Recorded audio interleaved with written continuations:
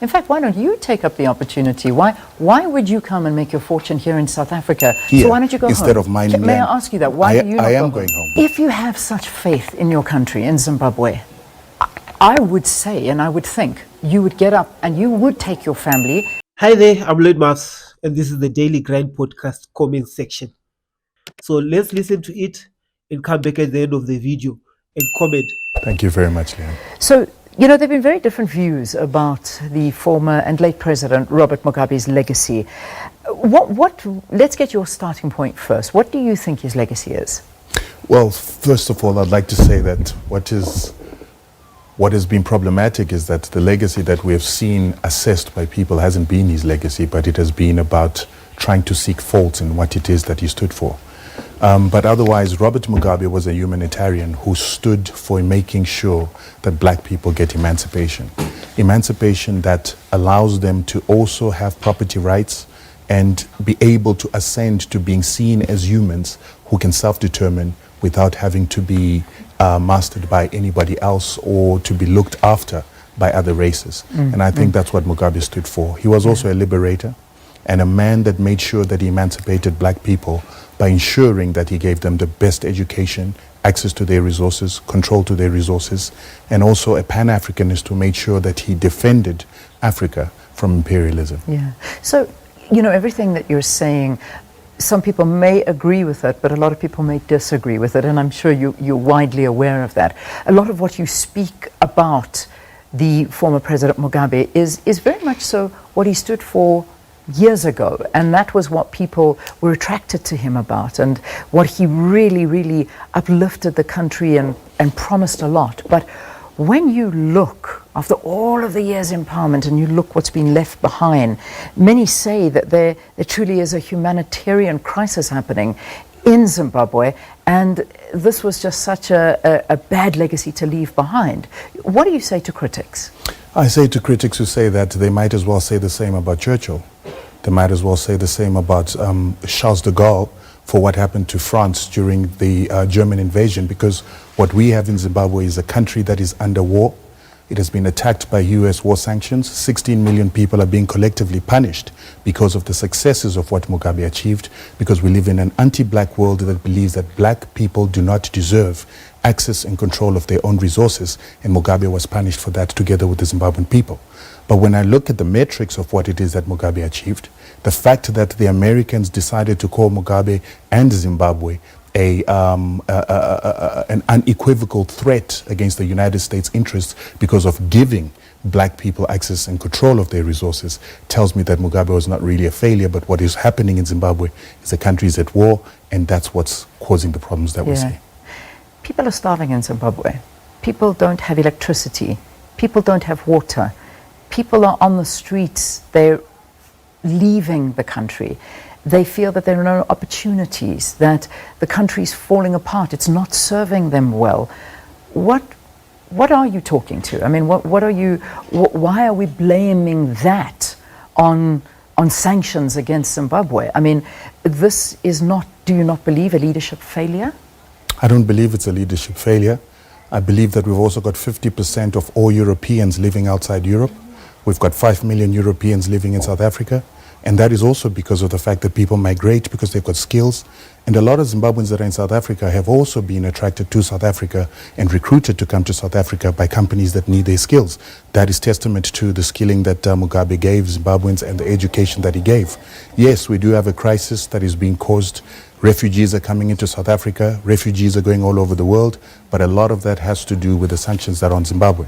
And what I always never understand is how it is that it can be justified for Germans to leave Germany to go to the United States because of the war that took place in World War II, but Zimbabweans cannot be accepted to leave their country when they're under economic warfare that has been imposed by a superpower like America together with the entire Western world. Yeah.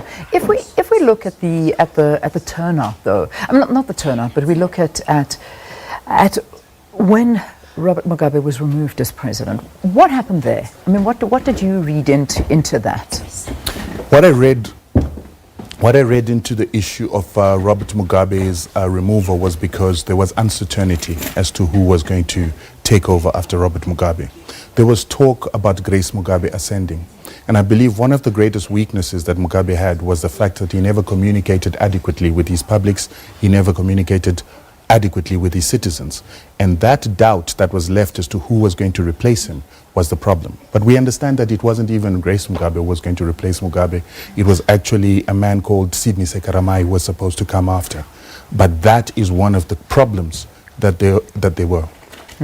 Okay, so joining us here now on the program, I had said that he was going to join us as soon as he could, is Balazan Peter. He's a Zimbabwean journalist and activist discussing also the Zimbabwean President Robert Mugabe's legacy. Thanks for coming. I'm glad you could make it just in time for the interview.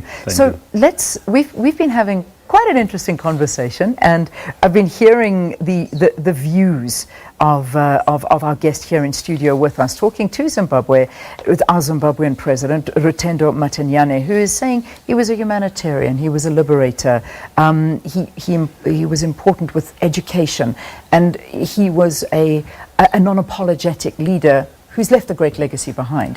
What are your views on this? What great legacy has Mugabe left? Mugabe is a remorseless tyrant. He destroyed a country. Why is Rutendo here? Why am I here? We are here because our country has nothing to offer us. Why are millions of Zimbabweans here? I just heard him say, why are Europeans in wherever they are? I missed what he said. We are here because, not out of choice, but because of circumstances. We have to make a living. We can make a living in our own country. Let's not romanticize bad leadership. Mugabe is an eloquent example of how not to run a country, a textbook example of how not to do things. He destroyed a country. And I find it a huge shame that there are people who see a hero in Mugabe, a liberator, who use all these phrases that my brother is using to describe a man who, in simple terms, was a very bad leader. Destroyed a country that in 1980 held so much promise. Yeah. If you look at the turnout of his funeral, though, and you look at the send-off for the former president, the turnout was very poor. Was it poor? Because it looked like he got a hero's farewell. No. There were several heads of state attended. But the National Sports Stadium was virtually empty. You can see it from your visuals. Yeah. What do you say? I mean, are you living in South Africa, Rutendo? Let's ask you that question. Do you live here? Yes, I do live in South Africa, and I think it's very important for Bazilton to be able to take his context and not use that self-reference to think that that's my situation. I was offered an opportunity to come to South Africa in 1999 by a South African company that offered me a work permit while I was in Zimbabwe. I was working as a manager in a company, and I came to South Africa because of the opportunity it offered me in the marketing space. So I did not leave Zimbabwe because of the fact that Zimbabwe was not good. Number two, a lot of millions that are here. Number two, there are a lot of people that are in South Africa that have run away from land to come waiters in South Africa. They've run away from mining gold, platinum, diamonds, and resources to come to South Africa because they would rather prefer to be given a job by somebody else, to use their CV rather than to take over the land, take the resources, and use those resources to become rich the way that it has made the Rhodesians rich. Why don't they? I mean, if that's what you're saying, they're running away from those wonderful opportunities. Why don't they take up the opportunity? In fact, why don't you take up the opportunity? Why would you come and make your fortune here in South Africa when, as you've described it, you could be making a fortune in Zimbabwe? Why are you here? Because I'm part of the problem in Zimbabwe. My attitude of thinking that I had to come and take up the opportunity that was offered to me here, so why don't you go instead home? of mining land. May I ask you that? Why do you not I am go going home. But right now I've also got family in South Africa. I've got South African children, and those South African children don't just allow me to just stand up and leave, but I do have projects that I'm taking part in Zimbabwe because I've learned that those resources are the most important thing. If you have such faith in your country, in Zimbabwe, I would say and I would think you would get up and you would take your family and you would go and fix up the future of Zimbabwe. If you're saying there's land, if you're saying there's minerals, if you're saying there is so much wealth and opportunities for you there, you're living a contradiction. No, I'm not living a contradiction. You certainly are by sitting here. You're living a contradiction. Because people are suffering in Zimbabwe. So why are people not languishing here? Why are people not going to the Netherlands? Why are Germans not going back to Germany? Is it because their countries are bad? Is it because they're running away from problems in the UK or in the States? Why aren't Europeans going? What are you doing here? I live here. This is my home. I'm not running away But from it. why are you living here instead There's of Europe? great Why did your opportunities, and I great-grandparents love come this here instead country. of Europe? We're not talking about grandparents. We're talking about me. No, We're talking about you've you. made it sound like a Zimbabwean needs to go back to Zimbabwe no, to no, show no, that no. Zimbabwe is working. We- So why are Europeans not The going back to context- Europe? Why are Asians not going back to Asia? Why are they The staying in South context of Africa? the conversation Yes. is that you're saying that Zimbabwe is a beautiful country with great opportunities and people have run away from there to become waiters. The context is you are living here in South Africa when you could be going back and making that country work. That's the But the you context. also forgot But that you also forgot that I was asked to come here. Somebody thought my skills were important here. I've been and asked I to was go to asking- other countries, but I believe in this But the country. and I 5 refuse million- But to why go. don't you believe in Europe? No, I believe in South Africa. Why don't you believe in Europe? I believe in my country. Why don't you So believe is- in This Europe? is not he- about me and you. This is is he about saying- Zimbabwe. But you- But let's, your let's question has just to talk apply to here. Is you he as well, saying, though. is Okay. he saying the 5 million, 6 million Zimbabweans here were also asked to come here, like he was asked to come here? No, they were not asked. They jumped the borders out of desperation. They are here to make a living because their country has nothing to offer for them. Zimbabwe stands now as a destroyed country. All hope is lost in Zimbabwe. It doesn't help that the man who succeeded Mr. Mugabe is not doing any better. You saw when Mr. Mugabe was ousted in the military coup, the